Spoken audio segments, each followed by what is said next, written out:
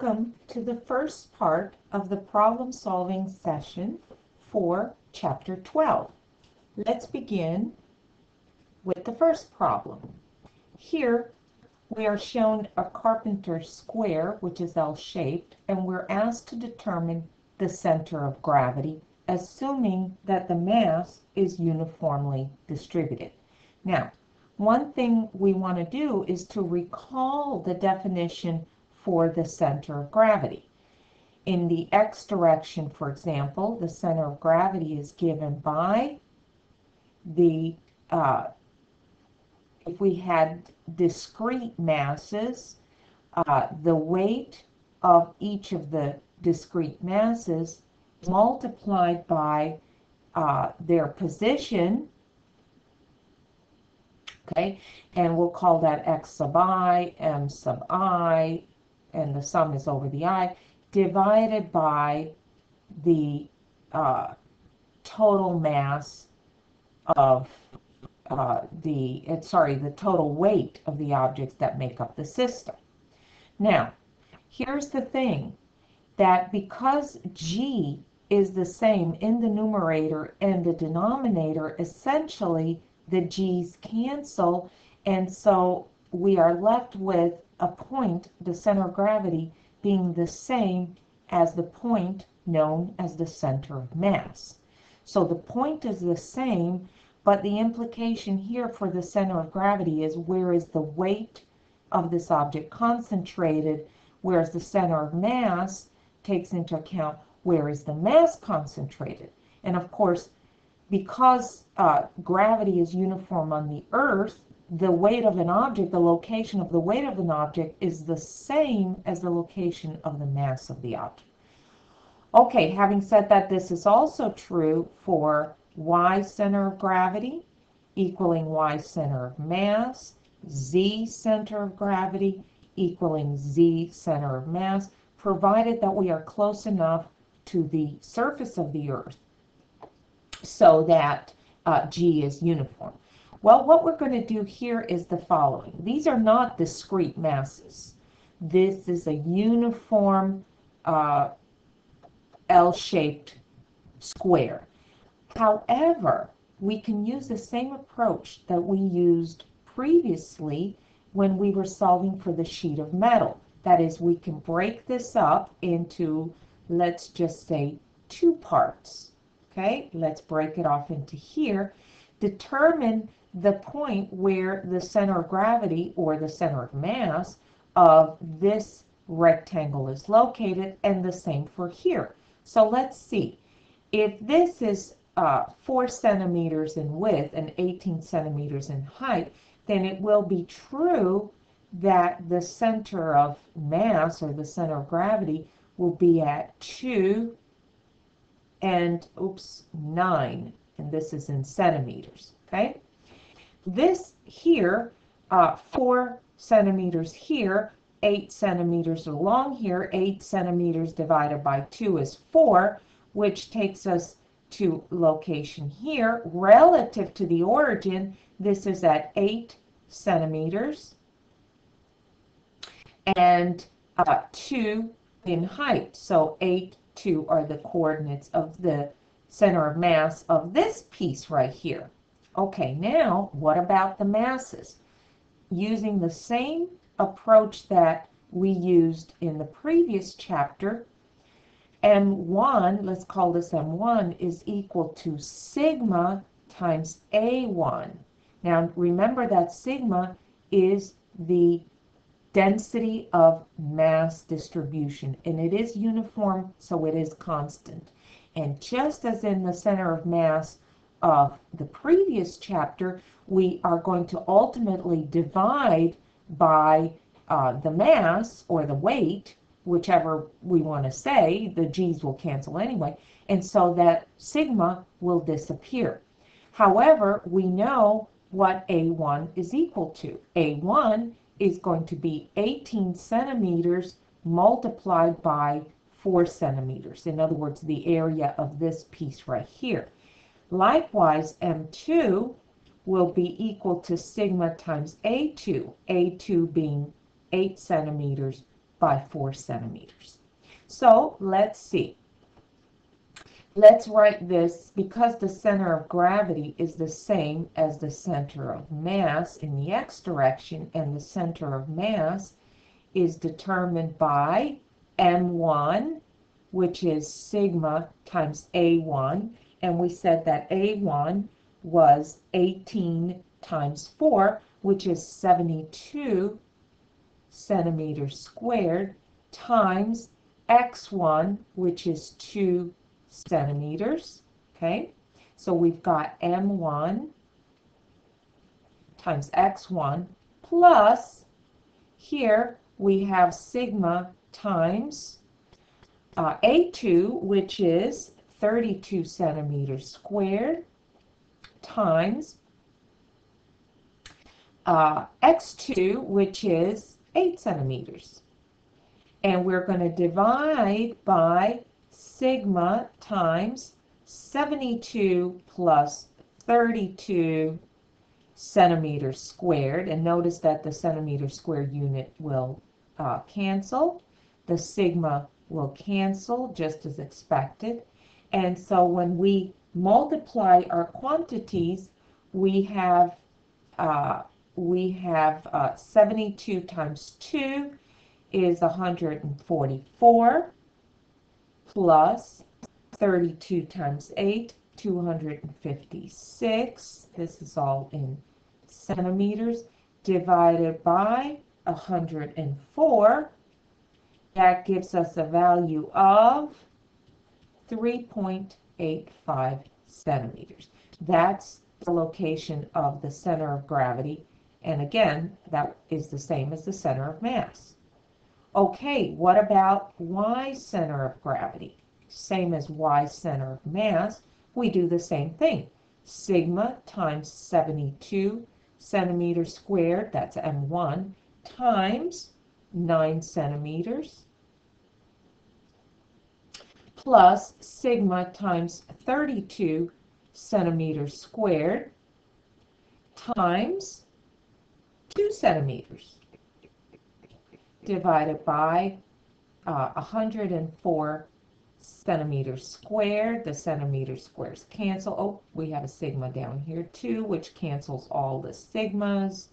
And so y center of gravity is equal to 6.85 centimeters. And if we want to see where this may be located on the Carpenter square, we have 3.85 centimeters along x, which takes us somewhere around here, and 6.85 centimeters in y. So the center of mass must be, in other words, center of gravity, center of mass, must be somewhere along here. Okay, next problem. We are told that there are 3 objects which have uniform mass distribution located on the xy plane, and we're asked to determine the center of gravity of the system of these objects. Well, what we need to do is to consider the center of mass for each individual object, and given that they've told us the mass, so we don't have to guess at, or calculate the area, in other words, multiplied by sigma, or even guess that the sigma of these 3 is exactly the same. They've given us m1, let's call it. They've given us m2, and they've given us m3. Okay, so let's proceed to finding the center of mass for each of these objects. Now we know the center of mass of this square is going to be at its center, so we need to figure out what is this point on the xy plane. The center of mass of this rod will be at its center, so we need to know that point. And from the last chapter, we know that the center of mass of a triangle is 2/3 along its base, 1/3 along its height, so it will be somewhere along here, where this would be A, and A is given to us as 4, and and this would be B, which is given to us as, let's see, 4 to 8, also 4. So this is an equilateral triangle, or sorry, an isosceles triangle, whatever you call a two-sided, the two sides are equal. Okay, so let's see. Let's set out to get the components here of the center of mass for this rectangle. Or actually, it's a square, because if we notice here, we go from -2 to -5, so we have 3 along here, and from 2 to 5, we have 3 along here, so this is most definitely a square. So the center is going to be at -3.5 for x, and positive 3.5 for y. Okay, so again, -2 minus 1.5 is -3.5, positive 2 plus 1.5 is 3.5. Here, we can see from 2 to 9 here is 7 units, so 2 plus 3.5 is 5.5. And we go from 7 to 7, so in other words, this is a line. This is actually a line which has no height, no length. It has a length, but no height whatsoever. And here, we take 4, which is this end right here, and we add 2/3 A to it. Well, 2/3 A is going to give us, let's see, 2/3 A added to 4 is going to give us 6.67, and then take 1 added to 1/3 4 gives us 2.33. So we have what we need. We've got the masses. Now, x center of gravity is the same as x center of mass. So we start with m1 times x1 plus m2 times x2 plus m3 times x3 divided by the sum of the masses, m1 plus m2 plus m3. Substitute our numbers. 5 kilograms times negative 3.5 meters plus 6 kilograms times, what was our number? 5.5 meters plus 3 kilograms times 6.67 meters. And that is divided by 14 kilograms. And so for x center of gravity, we get 2.54 meters. In other words, look, notice that the kilogram unit is going to cancel here. For y center of gravity, we proceed in the same way. 5 kilograms times positive 3.5 meters plus 6 kilograms times 7 meters plus 3 kilograms times 2.33 meters. Divide the whole thing by 14 kilograms, and that gives us y center of gravity equal to 4.75 meters. Okay, and if we want to plot where this might be, 2.54, 4.75, 2.54 would be someplace over here.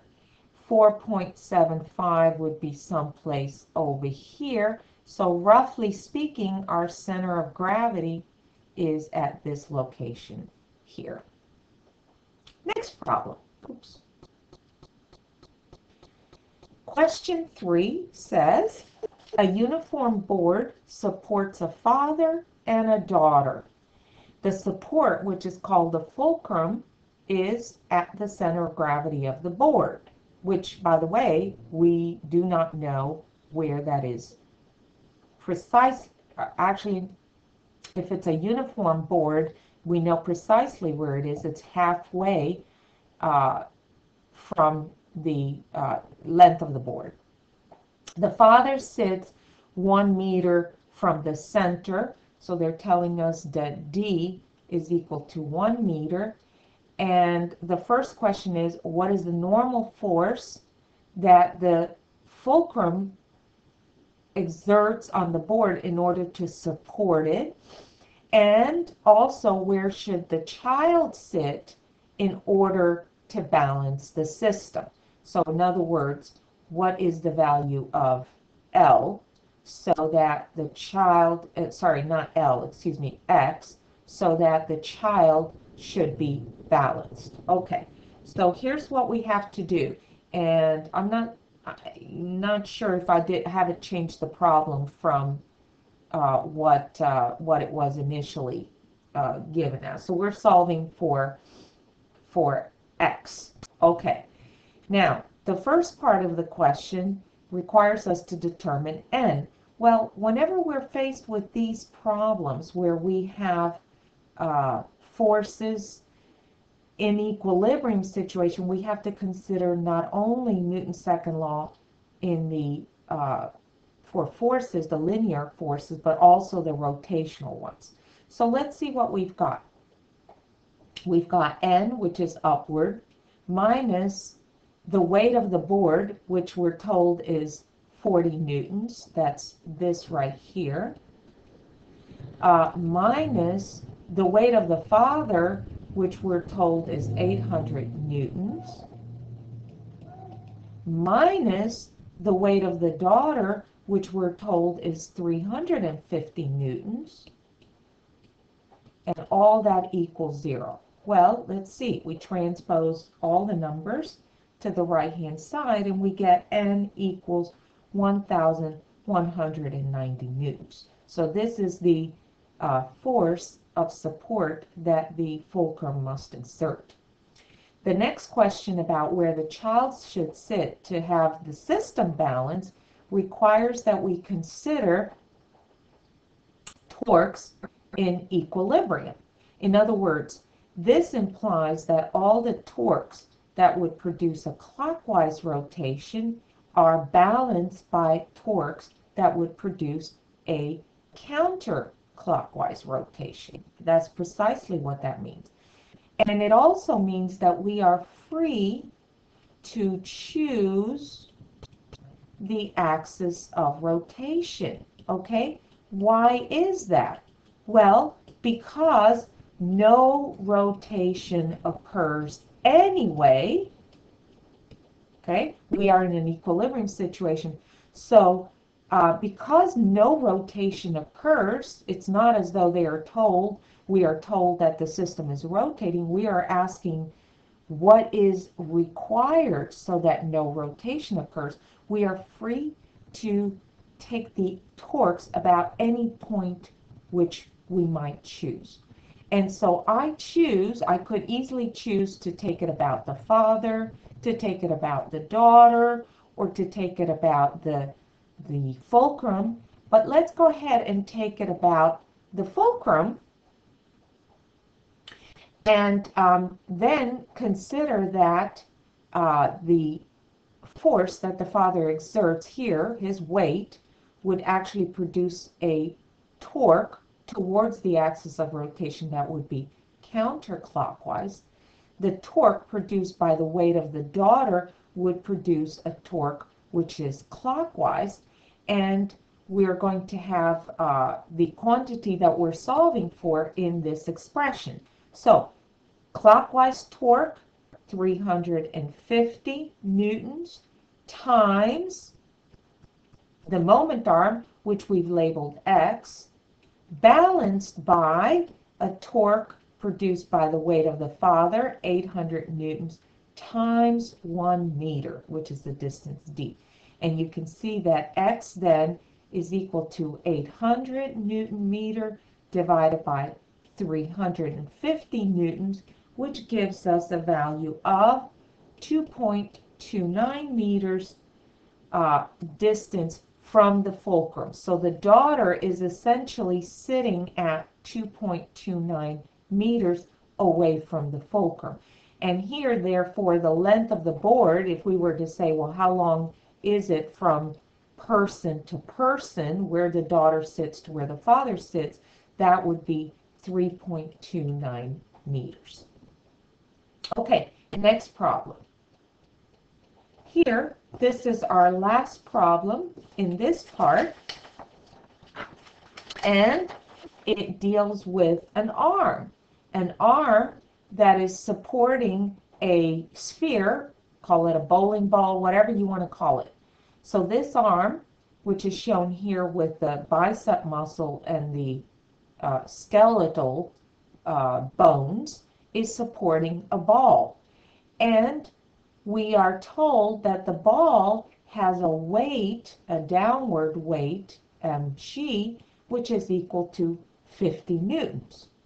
Now, we are given data here that suggests that the distance from the bicep muscle, which, by the way, exerts an upward force, right, to support the ball and the weight of the arm for that matter, that here is the force exerted by the bicep, but the axis of rotation is taken at the elbow, and we're told that D, which is this distance here, which is a moment arm, is 3 centimeters.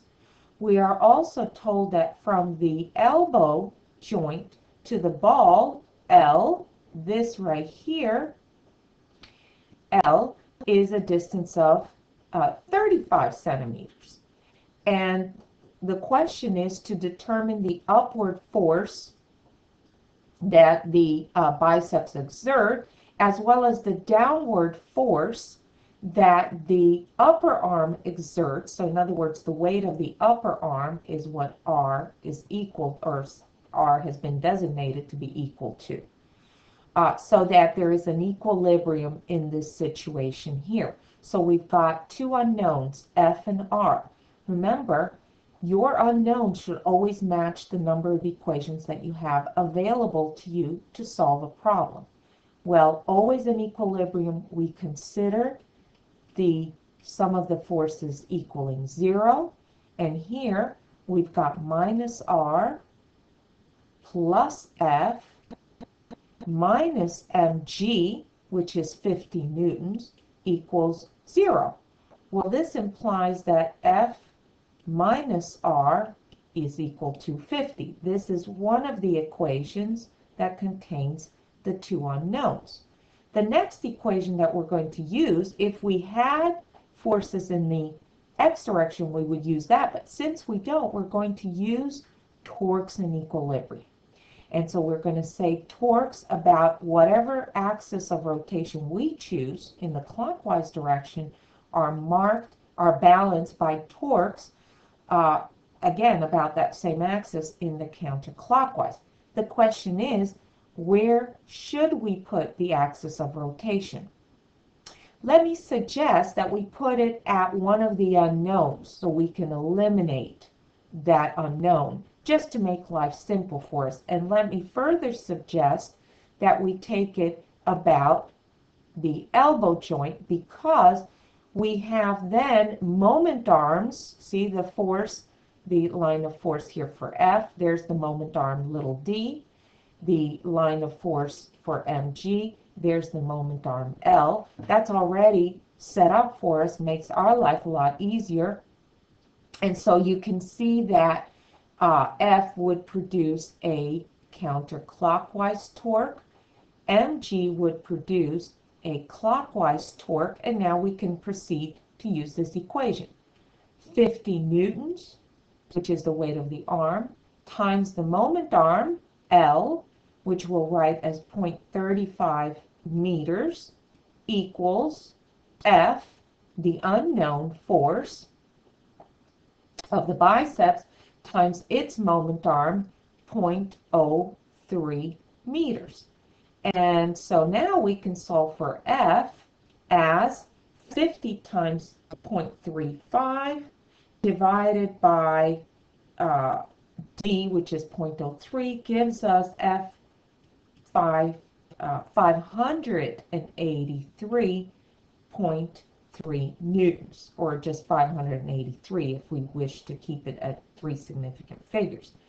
Now we come over here and see that R is equal to F minus 50 by rearranging the terms, and that gives us 533.3 for the value of R. Two equations, two unknowns, using Newton's second law for equilibrium, where there should be no acceleration, linear or rotational, so no motion whatsoever. Well, this concludes the first part of the problem-solving session for Chapter 12. Until next time.